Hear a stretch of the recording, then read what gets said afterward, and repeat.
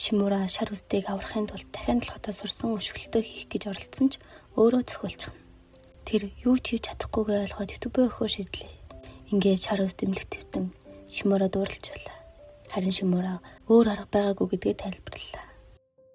Шар үст өөрөө ийм сул дорой байгаадаа гутарч эхэлнэ. Энэ үеэр Шинжо тоглоомын төвд байхад Шимура очиж өмнө нь хинч ялж чадаагүй түүнийг такондогоор хожчихлоо. Шинжо уралхад Шимура нэг сарын дараа намайг ялж чадвал YouTube суугаа өгье гэж хэлв. Харин Шинжо яг одоо ахыг хүсгэд Шимура нэг сарын дараа ялагдана гэж айгаа юу хэмээн улам хошорыг нөтлөв. Ингээд тэд нэг сарын дараа тололтгаар тохиролцлоо. Шимура дахин толгойн бичлэгийг үдис судлаад такондочны эсрэг халтаргаатай газар тулалдах нь ашигтай гэсэн зөвлөгөөний дагуу борот өдөр тулалдгаа төлөвлөжээ. Тэгээд гэртээ шаргуу бэлтгэл хийж эхэлнэ. Нэг өдөр найруулагч Аки болон шар үст хоёр Шимурагийн гэрт иртэл тэр харагдсангүй. Хайж явсаар шүүгийг нь онгойлгоход шүүгэн дотор хүртэл бэлтгэл хийж байв. Бүр хогийн увтаар хүртэл дасгал хийж байсан. Үүнийг харсан Аки инхэн илүү үр дүнтэйг гидсэн дээр нь дэвсэлж өглөө. Ингэсээр нэг сар өнгөрч эцэст нь Шинжодоо хийх тулааны өдөр ирлээ. Цаг агаар хүртэл бороотой гэж зарлаж байв. Гэтэл шар үст цаг уурын мэдээ алдаатай гарсныг Шимурад хэллээ. Ингэснээр Шимурагийн төлөвлөгөө нурж эхлэв. Гэхдээ тэр бууж өгсөнгүй. Шинжог ариун цэврийн өрөөнд байх үед нь шалангаар ус татаж шалыг бүхэлд нь оргож орхив. Дараа нь мөрөгхөр дайрсан ч Шинжо хөлөөрөө биш гараараа хүчтэй зөглөө. Гэсэн ч Шимура цохилж явах зураа түүний хөл рүү өшгөлж амжлаа. Тэгээд Шимура жинхэнэ мэрэгжлийн тулаанчийн ур чадвар ямар амжилттайг одоо л ойлгож байлаа. Гэсэн ч тэр бууж өгсөнгүй. Шинжогийн хөл рүү дахин өшгөлцөөр л байлаа. Үүнийг харсан шар үст яагаад л нэг газараа товтлогоогоо татаад байгаа юм болоо хэмээн гайхаж байв. Гэвч Шимура үнэндээ дараагийн товтлогоогоо нуухын тулд ингэж байжээ. Ингээд дахиад өшгөлөх гэж байгаа мэт дүр үзүүлээд гинэт дайрч Шинжог газар тунгаж чадлаа. Дараа нь шууд болтын мэх хийхээр оролцсон ч сандарснаасаа болж алдаа гаргав. Гэвч үнэндээ Шинжо санаатаагаар тэр мэхэнд орсон байжээ. Тэр Шимурагийн өмссөн усны гутлыг сугалж авахыг хүссэн байж. Ингээд төлөвлөгөө нь амжилттай болж Шинжо халдирдгүй гуталтай болсон тул жинхэнэ хүчээ гаргах боломжтой болов. Тэгээд Шинжо хүчтэй өшгөлөлтүүдээ араас нь хийж эхэллээ. Шимура бараг хон алдахшихаж дахин зохиулсаар босож чадахгүй мэт харагдлаа. Тэр үе дахин толгойдын хэлсэн үг санаанд нь оров. Хэрвээ такондочин хөлөө чөлөөтэй ашиглаж эхлэвэл зогт. Гэвч Шимура одоо зогтож чадахгүй байв. Хэрв ялагдвал сувгаа алдна. Бас шар үстийн итгэлийг ч алдах байв. Шинжо яллаа гэж бодон сувгийг нь авах гэж байхад Шимура шүд зуун дахин мосч ирлээ. Шар үст түүнийг хэрэггүй бол гэж атгсан ч тэр бууж өгсөнгүй. Тэгээд тэр ариун цэврийн өрөөний нэг кабин руу орж зогсов. Шинжо түүнийг булан чахагдсан гэж удаад өшгөлөхөөр дайрсан ч Шимура дээш өсөрч хаалганаас зүгдэн Шинжогийн өшгөлтөөс булаж чадлаа. Тэгээд тэр Шинжогийн дээрээс бүүн унгааж өмнө нь хийх гэж оролцсон болтын мэхээ амжилттай хийлээ. Шинжо гарах гэж бүх хүчээрээ тэмцэн Шимура тавьсангүй. Адреналин хит ихсэн тул шар үстийн хашгиргаан хүртэл түүн сонигдохоо болжээ. Эцэст нь Шинжо ухаан алдаж тулаан өндөрлөлөө. Шимура итгэмээргүй ялалт байгуулсан байлаа. Бүтэн сарын турш хийсэн бэлтгэл туулсан зовлон айдас бүхэн талаар болоогүй юм. Удалгүй Шинжо ухаан ороход Шимура тулааны үеэр онсон бугуун цагийг буцааж өг. Шинжоч түүнийг өмнөх шигээ сул дорой хүү биш басныг хүлээн зөвшөөрлөө. Ингээд бичлэгээ байршуулсны дараа тэдний сувг асар хурдтай өсөж сая хандлт авч эхэллээ.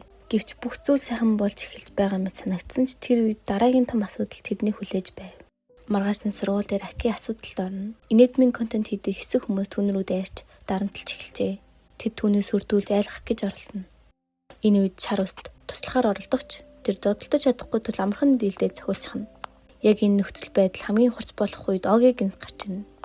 Тэр ямар ч сүржигнэлгүй тайван байдлаар шууд нөхцөл байдлыг хяналтандаа авч бүх зүйлийг нэг доор намдаж чадлаа. Огийн Шимурад хандаж Асамиятай холбоо бариарай. Тэр чамайг хүлээж байгаа гэж хэлнэ. Харин нөгөө талд Асамиягийн ажил дээр өдөр бүр нэгэн үл таних том биетэй ирж түүний утасны дугаарыг асуусаар байв. Энэ байдал улам сэжигтэй болж эхэлнэ. Удалгүй Асамия дээр Шимура өөрөө ирнэ. Тэр өмнө нь холбоо тасралтандаа уучлахгүй дахин холбоотой байхаа шийдэж байгаагаа хэлнэ. Ингэснээр тэдний харилцаа дахин сэргээд шинэ асуудлууд болон шинэ холбоосууд аажмаар бий болж эхэлнэ. Нэг өдөр Асамия гудамжаар явж байтал өнөөх хошин контент хийдэг гурван залуу түн рүү гинт могоо шидчихв.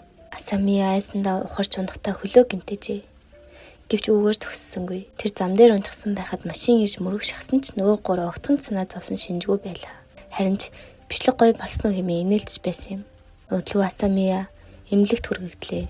Тэрээр болсон явдлын талаар Огитой ярьж суудал гаднаас орж ирж байсан Шимура бүхээрээ сономсргүй сонсчихв. Үүнийг сонссон Шимура маш их уурлаж тэрээр дараагийн бай болох хүнийг хайх шаардлагагүй байлаа. Учир нь аль хэдийн байга олцсон байв. Тиймээс Шимура шар үст болон Аки нар тэдний үнэн төрхийг илчлэхээр шийджээ. Ингээд тэд өрсөлдөгчийн бичлэг бүрийг наривчсан судлаж ямар хэсэг нь жүжиглэлт, ямар хэсэг нь бодит болохыг олохыг хичээлээ. Гэвч гаднаас нь харахад бүх зүйл төгс мэт санагдах учраас нотлох баримт төлөвлөх амаргүй байлаа. Яг энэ үед Рүми тэдэнд туслахаар гарч ирэв. Тэр өрсөлдөгч багтай ойртож дотроос нь мэдээлэл цуглуулах төлөвлөгөө боловсруулжээ. Ингээд Рүми нөгөө талын хүмүүстэй холбоо тогтоож хамтдаа бичлэг хийж эхэллээ. Удалгүй тэдний жинхэнэ төрх багаар ил болж эхлэв. Камерын өмнө хөвгчлөлтэй найрсаг харагдаж тэр камер унтрамаас өөр хүмүүс болдог байжээ. Тэдний хувьд үзэгчид бол зүгээр л мөнгө олох хэрэгсэл байв. Рүми цуглуулсан бүх мэдээллээ Шимурад дамжууллаа. Гэтэл тэр үед нөгөө гурав шууд хурж ирээд нэвтрүүлэг эхлүүллээ. Тэгээд Шимура ураг шалхаж дахин толгойдоо сурсан арга ашиглан тэдэнтэй нүүр туллаа. Тэр сүр бадруулан алхасаар ойртож очсон ч гинт эвгүй гисгнээс болж гутал нь сугарч шууд эвгүй байдалд орлоо доо чаас. Сүртэй гарч ирсэн хүн ганцхан агшинд бүх сүрээ алтлаа. Ингээд Шимура хинэж тусламжгүйгээр өөрөө тэмцгээс өөр аргагүй болов. Өмнөх Шимура байсан бол магадгүй айгаа зүгтах байсан биз. Харин одоо тэр өөр болсон байлаа. Тэр өөрийн сурсан зүйлдээ итгэн тулаанд орж өмнөх тулаануудаас сурсан арга барилуудаа ашиглаж эхэлнэ. Энэ нь түүний хэр их өөрчлөгдөж өссөнийг харуулж байв.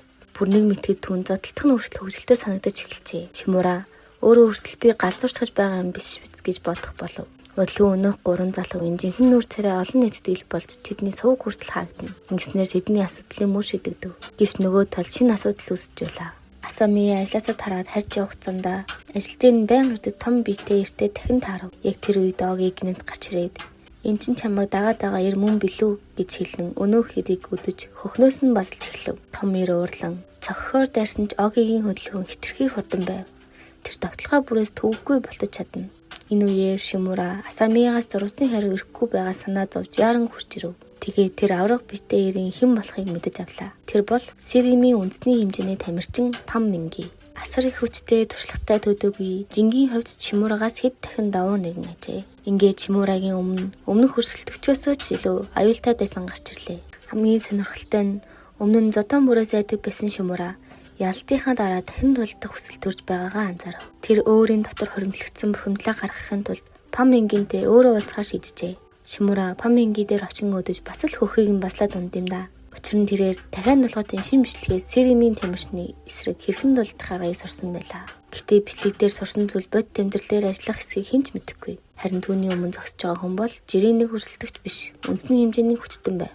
Ингээд Шимурагийн дараагийн хамгийн хүнд тулаан эхлэх гэж байлаа. Гэтэ энэ удаа Шимура бууж өгөхийг хүссэнгүй. Тулаан эхлэмэгц Пам Минги асар их хүчээ харуулж Шимураг бараг хөдлөж чадахгүй болтол нь шахаж эхэллээ. Шимура хэдэн удаа хүчтэй зөхвөлж ялалт байгуулах ямар ч боломжгүй мэт харагдана. Гэвч тэр өмнөх бүх тулаанаасаа сурсан зүйлээ ашиглаж эхлэв. Зүгээр дайрахаас илүү өрсөлдөгчийнхөө хөдөлгөөнийг ажиглаж сул талыг нь хайж байлаа.